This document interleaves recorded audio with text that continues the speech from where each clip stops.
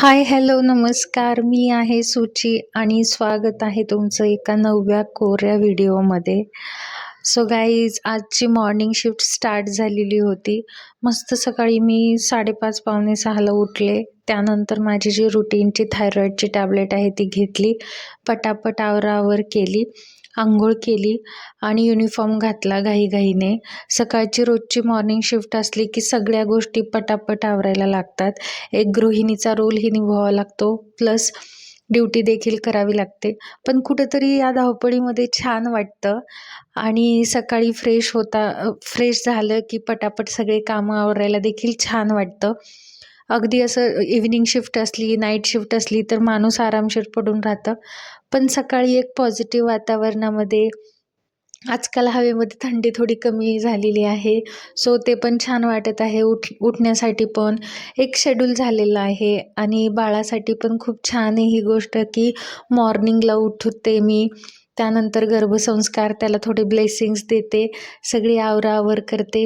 रोज एक नवीन टास्क, रोज समोर एक नवीन आव्हान, नवीन सारे पेशंटची काळजी, त्यांना केलेली मदत, सगळ्या गोष्टी अगदी तयार असते मी अशीच. आणि त्यानंतर मी माझा टिफिन भरला. टिफिनला अगदी आज काही साधंच केलं होतं मी. पोळी आणि मस्त वांग्याचं भरीत केलं होतं. तेल आणि पाणी टाकून थोडंसं मीठ आणि हे टाकून उकडून घेतलं होतं तसं. त्यानंतर पटापट आवराआवर करत होते. माझे आहो ना आजकाल माझ्यासाठी ना कॅमेरामॅन बनलेले आहेत. ते असं शूट करतात माझ्यासाठी आणि जाता जाता ड्युटीला एक पॉझिटिव्ह व्हायब्रेशन्सची त्यांची एक माझी स्माईल त्यांना खूप इन्स्पायर करते आणि त्यांनाही देखील छान वाटतं. लिफ्टमधून चालले होते मी, स्वतःलाच बघत बघत. हा माझा डॉगी आहे. तिथं गेल्यानंतर हा अगदी 2 दिवसाचा होता ना, मी तेव्हापासून याला खायला घालते आणि छान वाटतं याच्याशी गप्पा मारून. जाता येता त्याला बॅगमधलं मी काही ना काहीतरी देतच असते. सो ड्युटीमध्ये करत असताना समजलं मला की पायाचं स्वेलिंग वाढतच आहे. हे स्वेलिंग येते पायाला. 6वा महिना लागलाय ना, त्यामुळे. पण काही प्रॉब्लेम नाही आहे. आणखीन आपल्याला खूप मोठा गड जिंकायचा आहे. ही तर अगदी सुरुवातच आहे. सो ड्युटीवरून येऊन ना मी एवढं झोपले मस्तपैकी. अशी तंद्री आली होती मला झोप. सकाळी घाई गडबडीत अशी प्रेस टाकली, सगळं सामान टाकलंय. सकाळची शिफ्ट असती ना, एवढी घाईची असती. त्याच्यात मला युनिफॉर्म प्रेस करायचं होतं सकाळी. त्याच्यामुळं परत खायला बनवायचं असतं, लाडूचं माझं, दुपारचा टिफिन, मिस्टरांचा स्वयंपाक सगळं, आणि त्याच्यात आंघोळमध्येच असते, मध्येच युनिफॉर्म प्रेस करायचा, सगळं घाईत असतं. झोप पण लागलेली असती, काय सांगू तुम्हाला. मग आता आल्यावर निवांत रिलॅक्स अशी मस्त झोपले होते. बाकी मी लाडूला दाखवते तुम्हाला, बघा ना ती कसं वाट बघते बाहेर मी सोडण्याचा. काय ग मम्मा, कुठं जायचं तुला? ऐकलं का? कुठं जायचं तुला? इतकं भोलं भालं शिकलं असते का कोणाची, बघितलं का?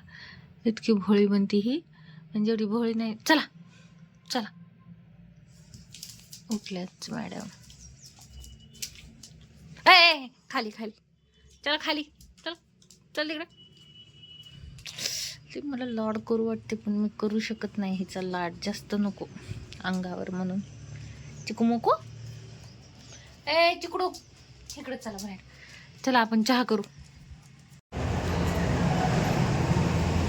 सो गाईज, आत्ता आपण आलेलो DMartमध्ये. एवढं बोर झालेलं होतं.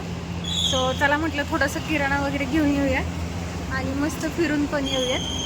सो बघूयात आता काय काय शॉपिंग होती ती. मला आधीच रिस्ट्रिक्शन भेटलेले की जास्त शॉपिंग करायची नाही. बघूयात किती जाते बिल ते. DMartच्या शॉपिंगमध्ये खजूर घेणार नाहीत असं शक्य आहे का? त्यामुळे खजूर आधी घेतले. आमचा किराणा अगदी तोलून मोलून असतो. यांना फार फापट पसारा घेतलेला आवडत नाही. ते म्हणतात की आपण नोकरदार आहेत, आपण घरासारखा पसारा नाही आवरायचा इथे. पिशवीत आणायचं, पिशवीत खायचं, पिशवीत टाकून द्यायचं. कारण काय होतं की खूप गोष्टींना मग खूप सारा किराणा आणला की मग ते जाळ्याआळी होतात, साफ करायला लागतं. सो मला पण ही गोष्ट कुठेतरी आवडते की मी त्यांना विचारूनच प्रत्येक गोष्ट घेते आणि ते पण मला प्रत्येक गोष्ट विचारतातच. आणि हे गृहिणीचं जजमेंट म्हणून की यावेळेस किराण्यामध्ये थोडंसं कमीच किराणा घ्यायचा होता. आम्ही दोघंच आहेत ना, सो अगदी पाठीमागचं कॅल्क्युलेशन केलं तर होता खूप सारा किराणा. सो मी म्हटलं की यांच्या ड्रायफ्रुट्सला कमीत कमी आम्हाला महिन्याला 5,000 रुपये जातात. आजकाल मला ड्रायफ्रुट्स आवडत नाहीत, मी खातच नाही. पण हे जिम ट्रेनर आहेत, बॉडी बिल्डर आहेत ना, सो यांना 5,000 रुपये 6,000 रुपये आरामशीर जातात किराण्यासाठी. सो मी असं फ्लेक्झिबल ड्रायफ्रूट त्यांच्यासाठी घेऊन ठेवतच असते. आणि थोडासा मस्का पण मारला मी त्यांच्याकडं, की मला अगदी माझ्या आवडीची जवळची वस्तू घेऊन द्या म्हणून. आधी तर नाही म्हटले ते मला. आधी तर त्यांनी असं नकारार्थी मान हलवली. पण परत मी पोटावरती हात ठेवला आपल्या बेबीसाठी. त्यांना समजले आता की हिची कमजोरी नाही आहे. ही लगेच मला बेबीचं नाव पुढं करते आणि पाहिजे त्या गोष्टी खाऊन घेते हिच्याकडून. सो हे किराण्याची सगळी शॉपिंग करत होते आणि त्यांनी नकळतपणे ना ट्रॉलीमध्ये ही गोष्ट टाकली, मॅगी. गाईज ह्यांनी ना मला पहिल्यांदा मॅगी बनवून खाऊ घातली होती. एवढी भारी आणि एवढी टेस्टी बनवतात. पण 3 ते 3.5 वर्ष झालं मी यांच्या हातची मॅगी खाल्लेली नाही. किराण्यामध्ये बाकी काहीच नाही मी बघितलं. मॅगीचं पॉकेट बघूनच मी खुश झाले. त्यानंतर अगदी डाळी वगैरे थोड्या अर्धा किलो घेतले आम्ही. आणि हे माहीत नाही यांचं काय चाललं होतं. इनोची पुडी शोधत होते ते सगळीकडं. त्यानंतर आमचं 1 तासामध्ये सगळं किराण्याचं शॉपिंग झालं. मला म्हटले जा तिथं आणि जाऊन बस, तुला थोडेसे पाय दुखतायत तर. सो मी इथं बसले होते आणि मी बघत होते. काय करणार, क्रेडिट कार्ड तर माझं स्वाईप होणार होतं. त्या म्हटलं होऊ द्या बिल किती व्हायचे ती. आणि हेही कशालाच नाही म्हणत नाहीत.